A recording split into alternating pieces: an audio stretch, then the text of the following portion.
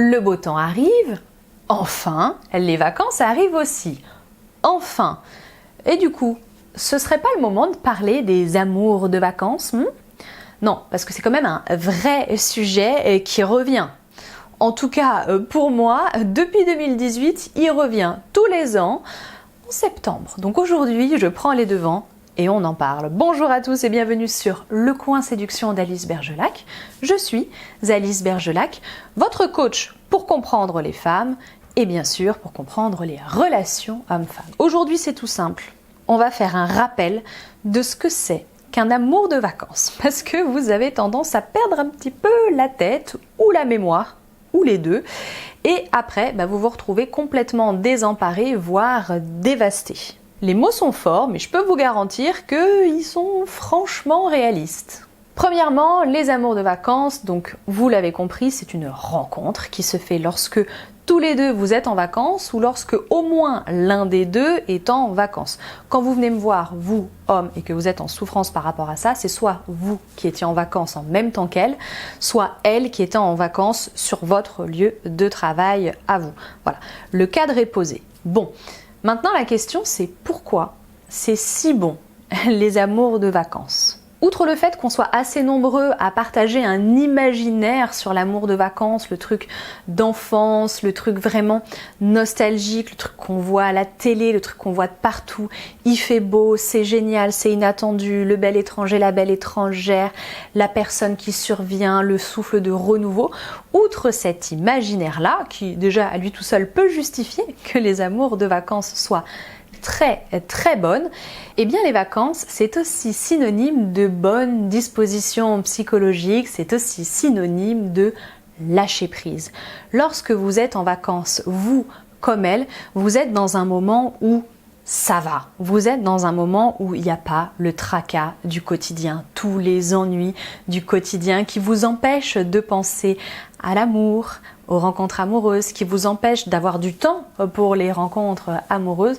Tous ces trucs-là qui au quotidien vous bouffent l'esprit, c'est plus là. Donc tout d'un coup, vous avez du temps, vous êtes ouvert, vous avez la possibilité de vivre quelque chose, bref, une fenêtre de tir béante s'ouvre. C'est valable pour vous comme c'est valable pour elle, mais vous comprenez beaucoup mieux du coup pourquoi je vous explique la plupart du temps que parfois des rencontres ne peuvent pas aboutir juste parce que madame n'est pas dans de bonnes dispositions. À l'inverse, en vacances, tout ça c'est facilité parce qu'elle est là, elle est présente, elle est là pour vivre le truc, elle est dans l'instant présent, elle est dans des dispositions agréables, elle est dans le kiff, si on peut dire ça comme ça, bref, elle est ouverte. Et ça change tout. Cette même femme, si vous l'aviez rencontrée dans sa vie quotidienne, elle se serait peut-être même pas retournée sur vous. En tout cas, elle ne vous aurait pas donné votre chance. Là, c'est pas le cas.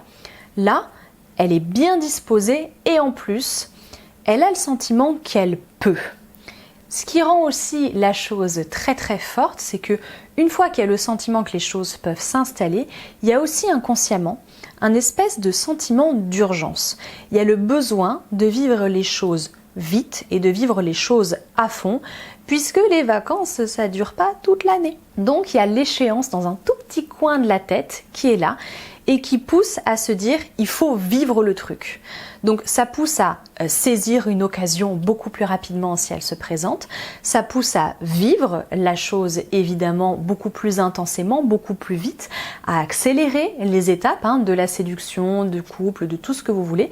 Ça va extrêmement vite, ça pousse à avoir beaucoup plus du coup d'implication émotionnelle. On va vite, on va fort, on en profite à fond. Ça pousse donc aussi à se poser beaucoup moins de questions et en particulier la question de « et si ça marche pas ? Et si ça le fait pas ? Et si ceci ? Et si cela ?» On s'en fiche puisqu'en fait, au moment où vous êtes en vacances, vous avez une pensée à très court terme. Il n'y a pas les projections en vérité sur le quotidien qui se font. En tout cas, pas tout de suite. Là, vous êtes vraiment dans l'instant présent. Et c'est ça qui rend la chose si forte. C'est que ni l'un ni l'autre, vous ne vous imposez de pression. C'est juste, on vit le truc à fond, le plus vite possible, parce qu'on sait que ça peut s'arrêter du jour au lendemain. Tous ces éléments font que, du coup, évidemment, l'implication émotionnelle est très très forte. Donc les sentiments ou l'illusion des sentiments amoureux se déclarent très vite et très fort. Tout cela, ça donne aussi l'impression d'une perte de contrôle. Donc ça, c'est le lâcher prise. On se laisse aller, on se laisse porter, on est dans du pur plaisir et rien d'autre. Tout ça, par conséquent, ça rend un peu accro, ça fait un petit peu perdre la tête, on ne pense plus qu'à ça, puisqu'encore une fois, on est à fond dans le plaisir de l'instant. Évidemment, ça implique aussi autre chose, et c'est là qu'effectivement ça peut devenir problématique pour certains, c'est que l'état d'esprit est en particulier, vous l'avez compris, il est fixé sur le tout de suite là maintenant et sur la période des vacances, et pas sur l'au-delà. La femme que vous rencontrez, elle pense avec son esprit de femme en vacances, de femme disponible, de femme qui n'a pas de contraintes particulières, etc. Elle pense, voilà, sur l'instant.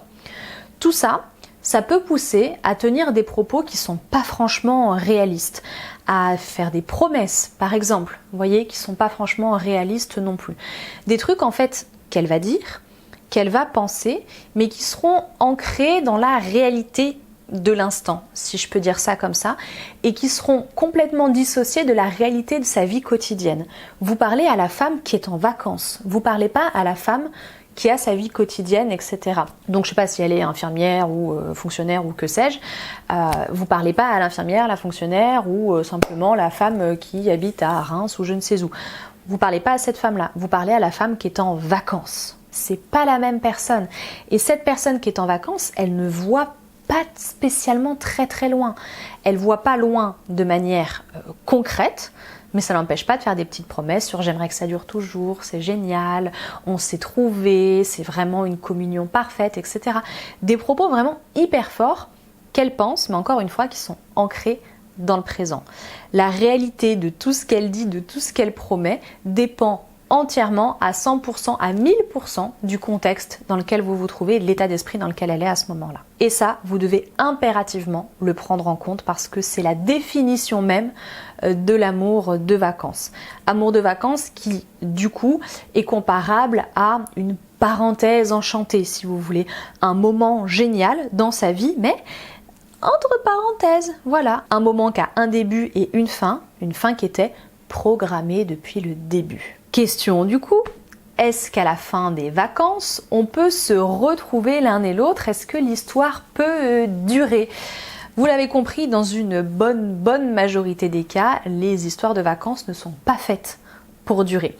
Elles sont faites pour prendre du plaisir tout de suite là maintenant, mais une fois que les vacances sont terminées, le poids du quotidien, les contraintes du quotidien reviennent et elles viennent carrément éclipser la relation.